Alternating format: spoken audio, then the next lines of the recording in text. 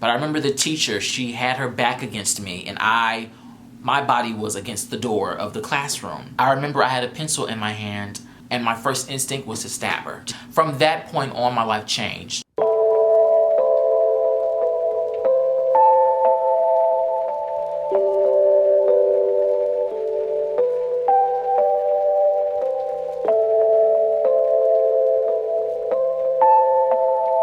What's going on, you guys? Welcome back to my channel. Thank you so much for tuning in. I hope you are doing well into the new year of 2022. I hope you are healthy. I hope you are safe.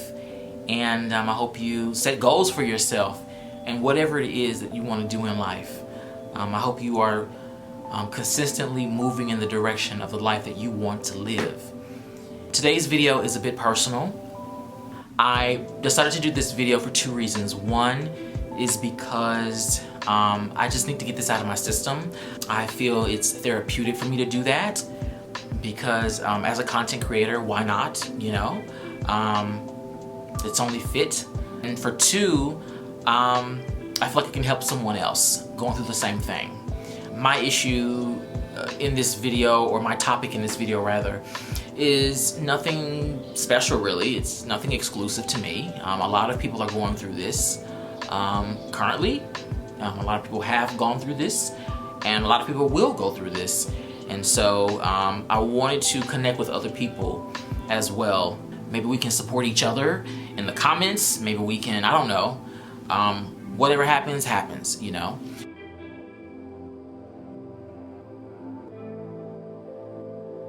So I wanted to first talk about a little bit of my background, about myself.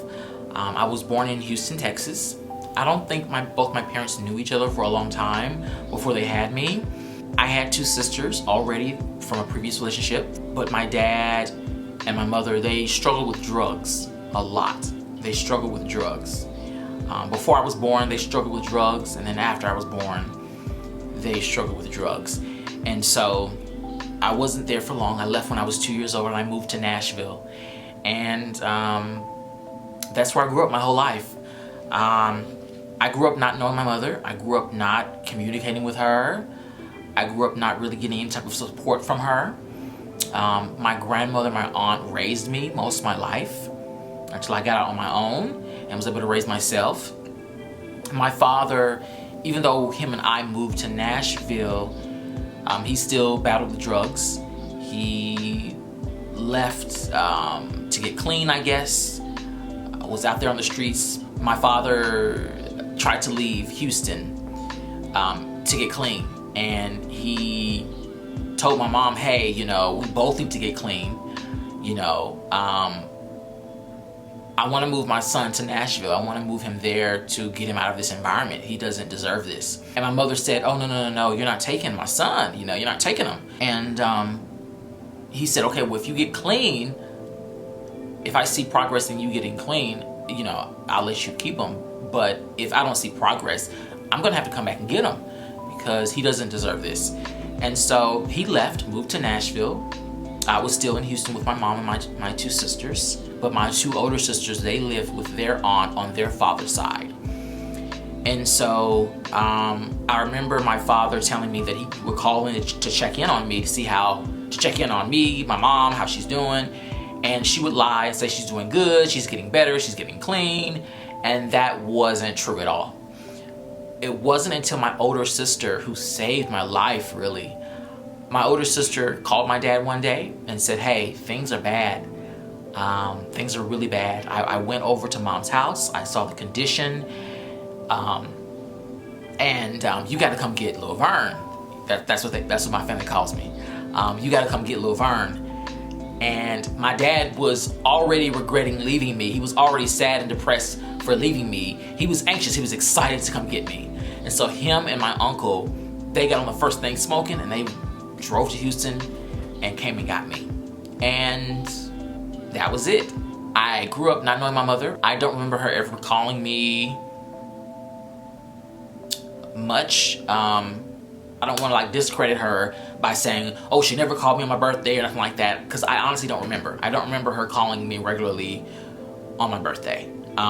So it is what it is, you know. I would say my dad, he was in and out, in and out, in and out of my life. He tried to get it together, tried to provide a home.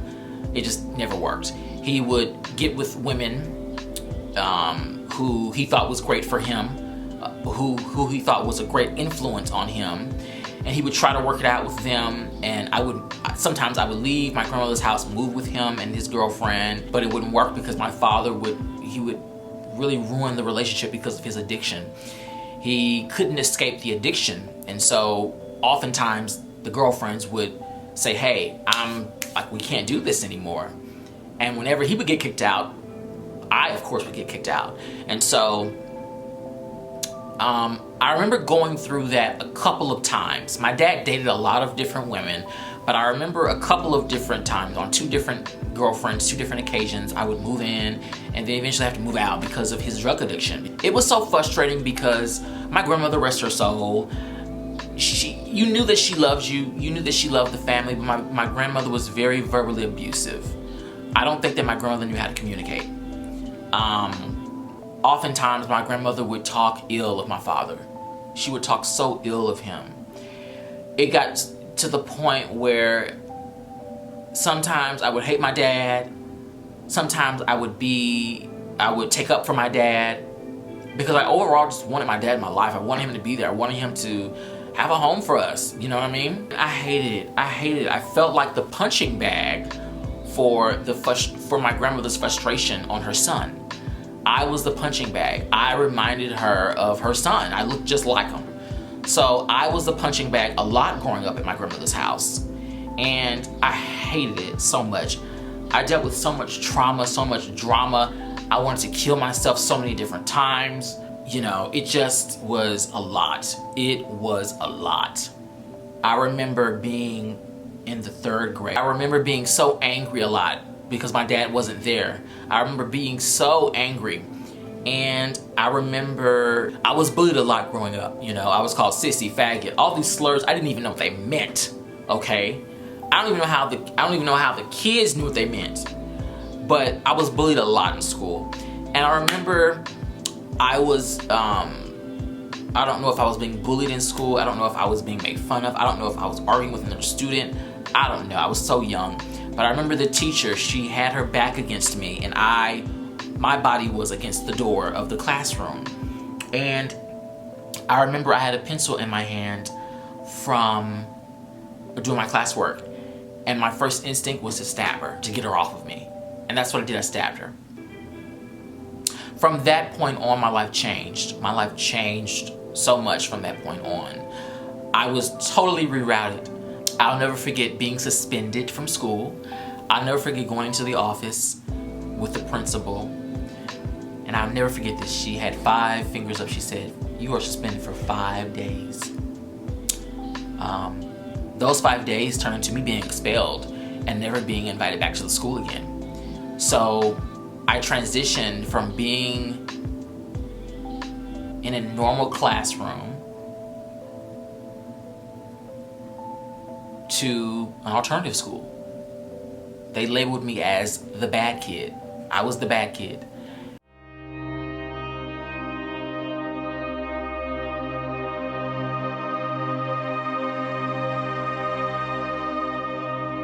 So I went to an alternative school. You know, looking back, it felt like I was in that alternative school for years, but I was only there for 1 year. But it felt like a century. It really did, because even at the school, I dealt with so much trauma. I mean, it was like a jungle in that school. It was a jungle. It was a jungle in that school. If you acted out, if you became disruptive, they would throw you down to the ground, to the floor. I mean, they would put your arms behind your back. I mean, it was like we were prison mates. 3rd grade, 4th grade, 5th grade prison mates. And it's just, I couldn't believe that was my reality. I couldn't believe this was my world now. And I remember being so angry and crying a lot. I cried so much.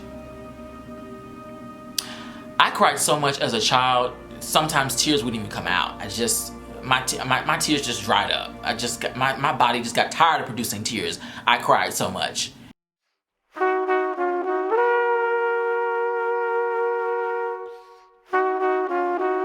This school, they would throw you in a room, lock the door. I guess that was the room to get all your frustration out, all your anger out. And after time would go on, they would let you out. And I looking back, I'm like, I cannot believe that was what they did. And I can't believe that was my reality.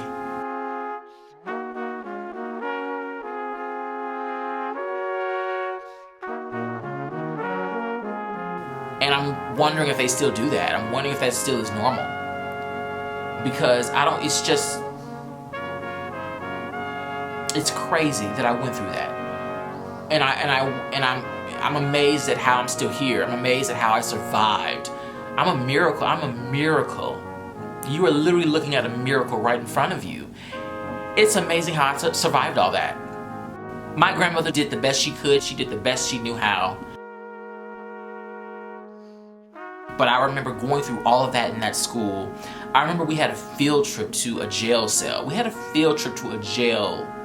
And I'll never forget that the teachers let the staff of the prison or the jail, let them do what they wanted to teach us. And I remember another student had a horrible experience, and the teacher allowed it to go on.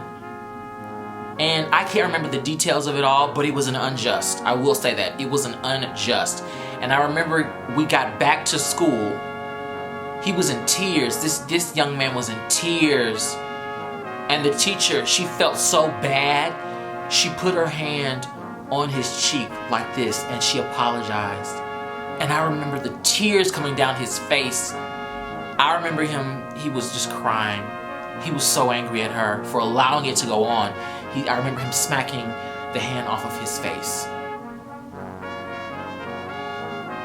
I'll never forget that. And I'm just wondering where he is now, how he's doing. I'm wondering if he became, a statistic. Or, you know what I mean? I'm hoping that he's doing well in life. I'm hoping that he's still here. But I'll never forget that. And I said to myself, wow, there's definitely some stuff going on that shouldn't be going on in this school. A lot went on that I didn't talk about, I didn't speak about. I didn't know that I could speak about it. I didn't know how to be vocal. I didn't know how to be vocal back then. I was so young, I didn't know, but I remember a lot. I remember a lot.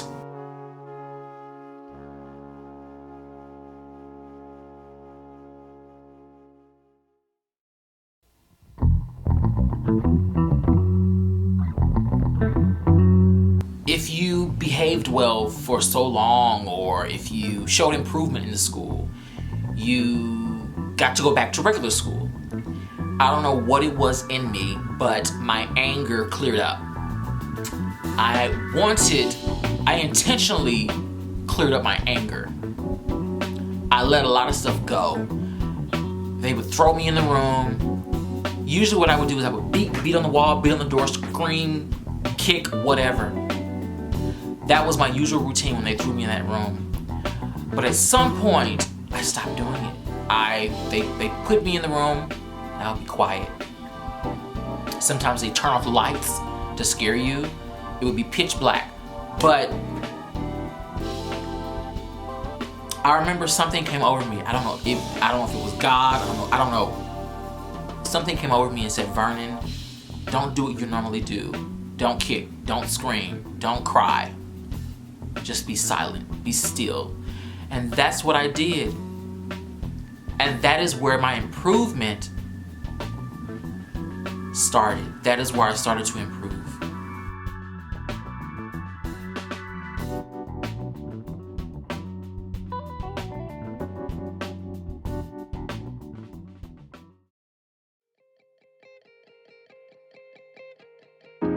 I think being different is what saved me. He's even better the second time. Oh, okay, sorry.